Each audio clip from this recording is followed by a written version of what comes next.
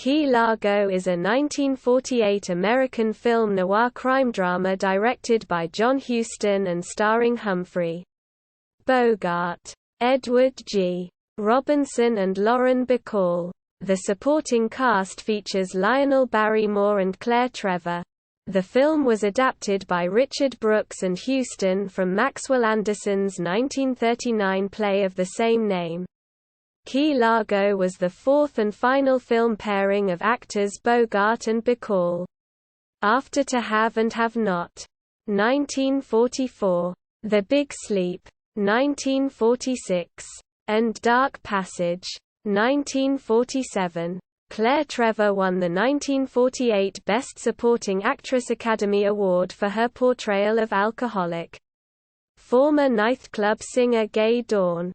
Plot: Army veteran Frank McCloud arrives at the Hotel Largo in Key Largo, Florida, visiting the family of George Temple, a friend who served under him and was killed in the Italian campaign several years before.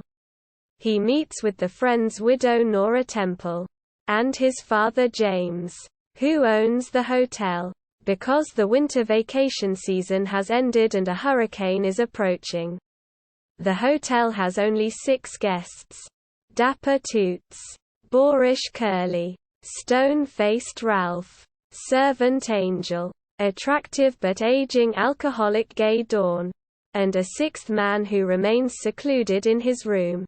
The visitors claim to be in the Florida Keys for fishing. Frank tells Nora and James about George's heroism under fire and shares some small and cherished details that George had spoken of. Nora and her father-in-law seem taken with Frank, stating that George frequently mentioned Frank in his letters.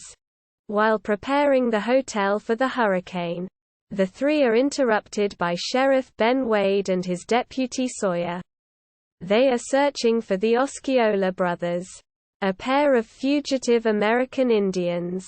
Soon after the police leave, the local Seminoles seek shelter at the hotel, among them the Osceola brothers. As the storm approaches, Curly, Ralph, Angel, and Toots pull guns and take the Temples and Frank hostage. They explain that the 6th, reclusive member of their party is notorious gangster Johnny Rocco, who was exiled to Cuba some years before. Rocco is waiting for his Miami contacts to arrive to conclude a deal. The gang discover Deputy Sawyer looking about and capture him. A tense standoff ensues. Frank declines to fight a duel with Rocco, stating his belief in self-preservation over heroics and that one Rocco more or less isn't worth dying for. Rocco shoots Sawyer, and Rocco's men take Sawyer's body out on a rowboat in the approaching storm and drop it in the ocean. As the storm rages outside, Rocco forces his former mole, Gay, to sing for them but then demeans her. In contrast, Frank politely gives her the promised drink and ignores Rocco's slaps. Nora understands that Frank's heroism matches her husband's, who was killed around Monte Cassino in Italy. Mr. Temple invites Frank to live with him at the hotel, a prospect that intrigues Nora. The storm finally subsides. Sheriff Wade returns looking for Deputy Sawyer, and discovers his body washed up by the storm on the hotel driveway. Rocco blames Sawyer's death on the Osceola brothers. Wade confronts and kills them both before leaving with Sawyer's body. Rocco's contact Ziggy arrives to buy a large amount of counterfeit money. Rocco then forces Frank, who is a skilled seaman, to take him and his henchmen back to Cuba on the small hotel boat. As the gang prepares to board the boat, Gay steals Rocco's gun and covertly passes it to Frank. Out on the Straits of Florida, Frank uses seamanship, trickery, and the stolen gun to kill the gang members one by one. He then heads back to Key Largo, while radioing for Coast Guard help and to get a message to the hotel. Meanwhile, Gay tells Wade that Rocco bears the blame for Deputy Sawyer's murder. Wade mentions that Ziggy's gang has been captured and leaves with Gay to identify them. The phone rings. James and Nora are delighted to hear that Frank is returning safely. Nora opens the shutters to the sun. While out at sea, Frank steers the boat towards shore.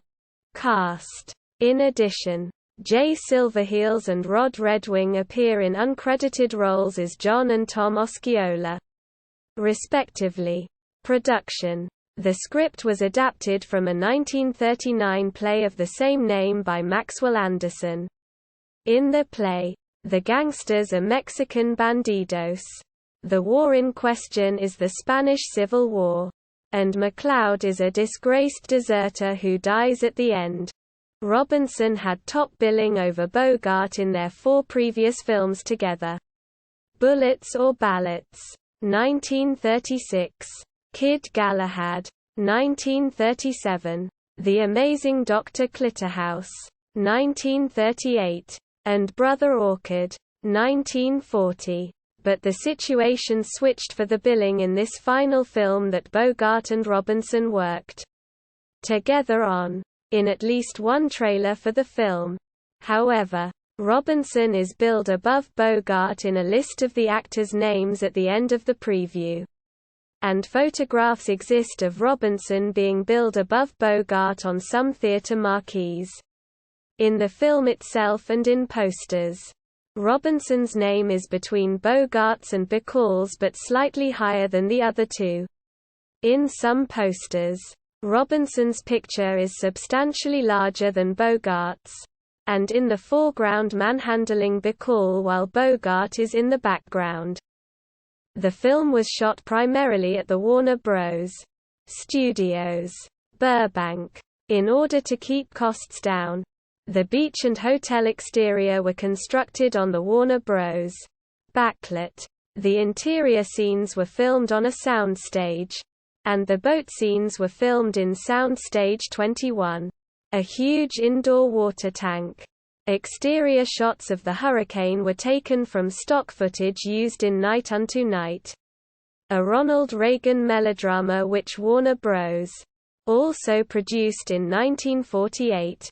Filming took 78 days, the boat used by Rocco's gang to depart Key Largo, with Bogart's character at the helm, is named the Santana, which was also the name of Bogart's personal 55-foot, 17 meters, sailing yacht.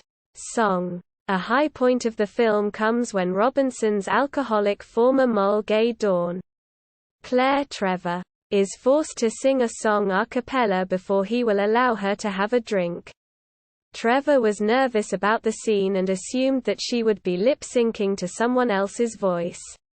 She kept after director Houston to rehearse the song, but he put her off and said, "There's plenty of time." One afternoon, he told her that they would shoot the scene right then, without any rehearsal. She was given her starting note from a piano, and then sang in front of the rest of the cast and the crew. It was this raw take that was used in the film. The song was "Moanin' Low", composed by Ralph Ranger with lyrics by Howard Dietz. Introduced on Broadway in the 1929 revue The Little Show by Libby Holman. It became a hit and was Holman's signature song. Author Philip Furia, whose books focus on the lyricists of the Tin Pan Alley era, writes that the song is about a woman who is trapped in a relationship with a cruel man. And Gay slowly realizes as she is singing that she is in that very situation herself. He suggests that Trevor's performance in the role slowly breaks down during the song. Her voice falters and she sings off-key. After the song, Bogart pours her a drink, saying, "You deserve this." It's a wonderful use of a song in a non-musical picture, according to Furia. He also suggests that Trevor won the Academy Award based purely, I think, on that performance. Box office. According to Warner Bros. Records, The film earned $3,219,000 domestically and $1,150,000 foreign. Awards and honors. Home media. MGM released the VHS format on February 11, 1997, while Warner Archive Collection released the Blu-ray version and DVD reissue on February 23, 2016 and May 8, 2018 respectively. See also: List of films featuring home invasions. Lionel Barrymore filmography. References. External links. Key Largo at IMDb. Key Largo at Rotten Tomatoes. Key Largo at the TCM Movie Database. Key Largo at AllMovie. Key Largo at the American Film Institute Catalog. Key Largo at Film Virtual History. Radio adaptation of the film by Lux Radio Theatre. Originally broadcast on November 28, 1949. And hosted at the Internet Archive.